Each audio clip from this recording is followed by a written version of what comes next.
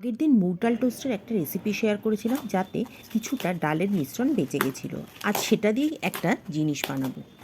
নিয়েছি বাঁধাকপির পাতা, যে বাইরের পাতাগুলো আমরা ফেলে দিই সেই পাতাগুলোকেই নিয়েছি। প্রথমে মাঝখানের মোটা শিরা এবং নাটিগুলোকে কেটে নিয়েছি, তারপর খুব ভালো করে ধুয়ে নিয়েছি।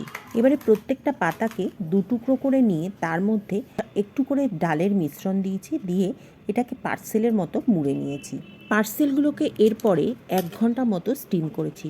বাঁধাকপির পাতা যেহেতু বেশ শক্ত, সেই জন্য এটা সিদ্ধ হতে কিন্তু বেশ অনেকটা সময় লাগে। আমি প্রায় ঘন্টাখানেক মতো স্টিম করেছিলাম। এবারে পার্সেলগুলোকে ঠান্ডা করে নিয়ে তৈরি করে নিয়েছি একটা গোলা। নিয়েছি 3 চামচ চালের গুঁড়ো আর 3 চামচ বেসন।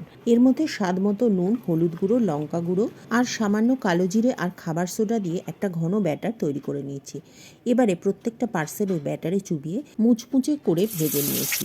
পরিবেশন করেছিলাম গরম ভাত আর শীতের সবজি দিয়ে তৈরি করা মুগ ডালের সাথে।